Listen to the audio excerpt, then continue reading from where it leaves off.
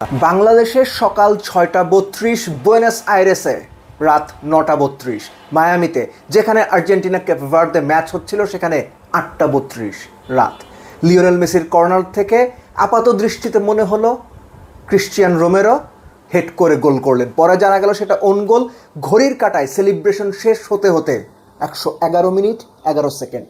কি অবিশ্বাস্য এক ম্যাচ আমরা দেখলাম। কেপ ভার্দে আর্জেন্টিনাকে যে ভয়টা ধরালো, ডিফেন্ডিং চ্যাম্পিয়নদের যেভাবে চোখের পানি নাকের পানি এক করালো, এবং ডিফেন্ডিং চ্যাম্পিয়নরা যেভাবে বারবার ঘুরে দাঁড়ানোর গল্প লিখে রাউন্ড অফ 16-এ কোয়ালিফাই করলো, দুই দলকেই ইকুয়ালি হাততালি দেওয়া উচিত, ইকুয়ালি প্রেস করা উচিত। কিছু ম্যাচ আছে না যে কেউ আসলে হারে না, এই ম্যাচটা বোধহয় এরকমই। আর্জেন্টিনা জিতেছে, congratulations to Argentina. Cape Verde হেরে গেছে, স্টিল কংগ্রেচুলেশনস।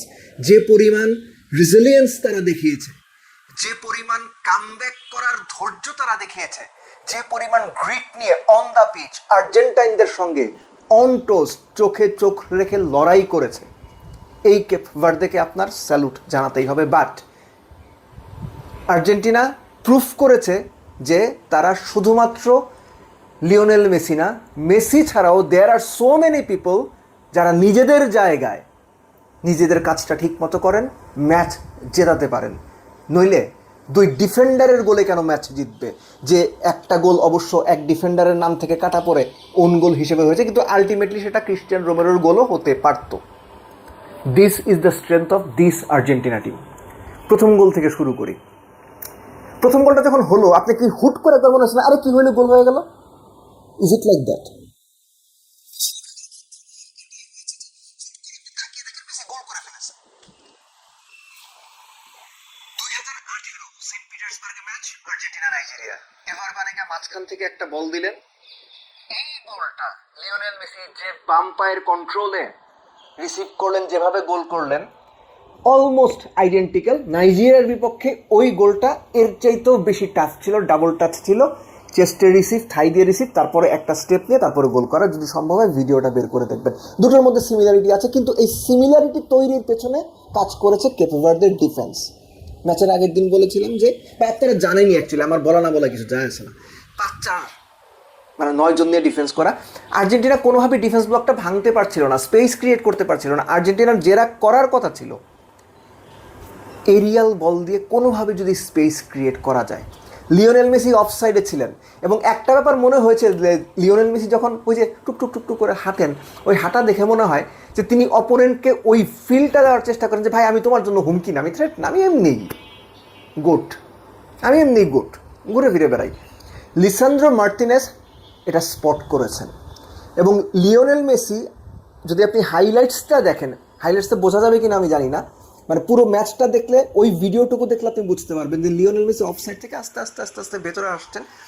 যেই মুহূর্তে তিনি অন সাইড, জাস্ট স্প্লিট সেকেন্ডে, 1 সেকেন্ডেরও কম সময়ে লিসান্দ্রো মার্টিনেস এরিয়াল বল দিলেন, এবং লিওনেল মেসি উল্টো ঘুরে দৌড় শুরু করলেন। বাকিটা তো গোল।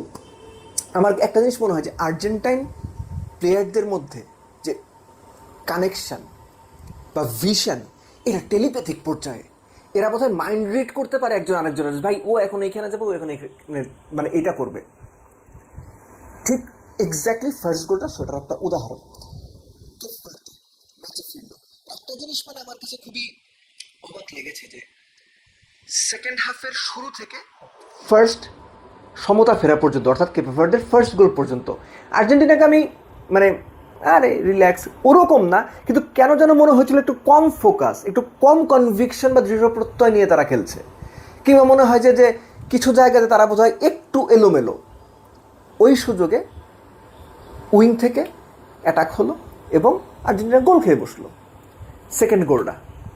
সেকেন্ড গোলটাতে আমি আইডিয়ালি যেভাবে লিসান্দ্রো মার্টিনেস ফিনিশ করেছেন, তাই বিশ্বাস করেন ওর মাথায় যদি আপনি যে কোনো স্ট্রাইকারের একটা মুখোশ বসায় দেন, ওই ফিনিশিং দেখে যে কেউ বলবে যে ভাই এটা একটা স্ট্রাইকারের ফিনিশিং, অ্যাবসলিউটলি স্ট্রাইকারের ফিনিশিং। দুর্দান্ত ফিনিশ করছে ফার্স্ট বারে। এই যে ভোসিনিয়া, এর আগে মেসির যে ফ্রি কিক ফিরিয়েছেন, দুটো নর্মাল ফ্রি কিক আমি বাদ দিচ্ছি, একটা গ্রাউন্ডে একটা সামনে বাউন্স করে গেছিল, কিন্তু ফার পোস্টে মেসি যে ফ্রি কিকটা নিয়েছিলেন that was A marvellous save. এবং সবচেয়ে বড় কথা, মেসি যখন ফ্রি কিকটা নিয়েছিলেন তখনও কিন্তু ফ্রি কিকের জন্য যে ওয়াল দ্বারা করানো হচ্ছিল কেপ ভার্দের, সেটা ঠিক করা হচ্ছিল। ভজিনিয়া একদম পোস্টের সঙ্গে লেগেছিলেন, লিওনেল মেসি চান্সটা নিয়েছেন। অনেকে হয়তো এর মধ্যে হুট করে বলবেন যে ভাই রেডি হওয়ার আগে মেরে দিছে। মনে করে দেখেন বার্সেলোনার বিপক্ষে লিভারপুল এরকম একটা গোল করছিল, আলেকজান্ডার আর্নল্ড এবং ডিভক ওরিগি 4-3 করে দিচ্ছিল। ওই ভিডিওটা যদি বের করে দেখেন তাহলে এটার হুট করে মনে হবে না ভাই আনরেডি থাকতে মেরে দিয়েছে। But that was a great save, that was a great save, great try এবং great presence of mind from Lionel Messi. সবচেয়ে বেশি 7টা শট তিনি নিয়েছেন, আর্জেন্টিনা সব মিলে 20টা শট নিয়েছে, 10টা অন টার্গেট ছিল। 15টা শট নিয়েছে কেপ ভার্দে, 5টা অন টার্গেট, তার 2টো গোল। সেকেন্ড গোলটা লেফট ব্যাক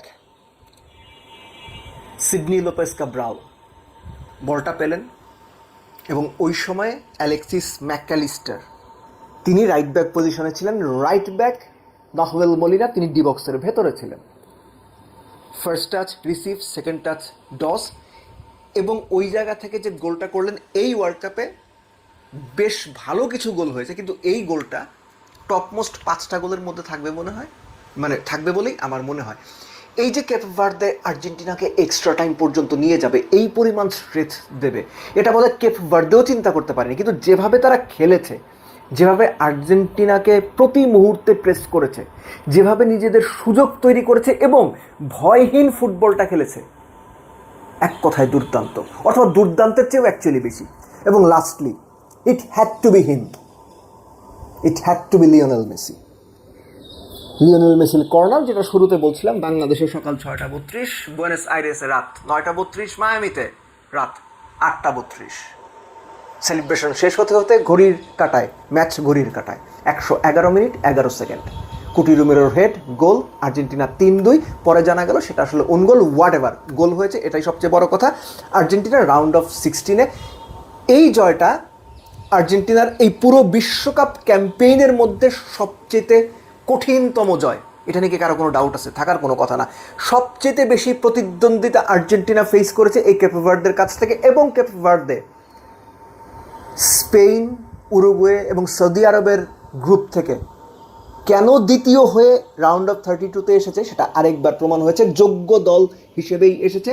এবং সৌদি আরবিয়া 2022 বিশ্বকাপে আর্জেন্টিনার বিপক্ষে যে গোলটা করেছিল, দ্বিতীয় গোলটা কেপ ভার্দের, সিডনি কাব্রালের goal, almost identical, almost 90% similar. Lastly টানা 8 ম্যাচে গোল করার রেকর্ড করেছেন বিশ্বকাপে লিওনেল মেসি, এবং সেই সঙ্গে অ্যাসিস্ট তো রয়েছেই। এই নিয়ে বিশ্বকাপের নকআউটে সবশেষ 6 ম্যাচে লিওনেল মেসির গোল ইনভলভমেন্ট 11টা, 6টা গোল 5টা অ্যাসিস্ট। আবার বলছি, বিশ্বকাপের নকআউটে সবশেষ 6 ম্যাচে লিওনেল মেসির গোল ইনভলভমেন্ট 11টা, 6টা গোল 5টা অ্যাসিস্ট। আর যে বলছিলাম টানা 8 ম্যাচে বিশ্বকাপে গোল, বিশ্ব রেকর্ড। আর এগুলো বলতে হয় নাকি? লিওনেল মেসি তার তো এগুলোই করার কথা।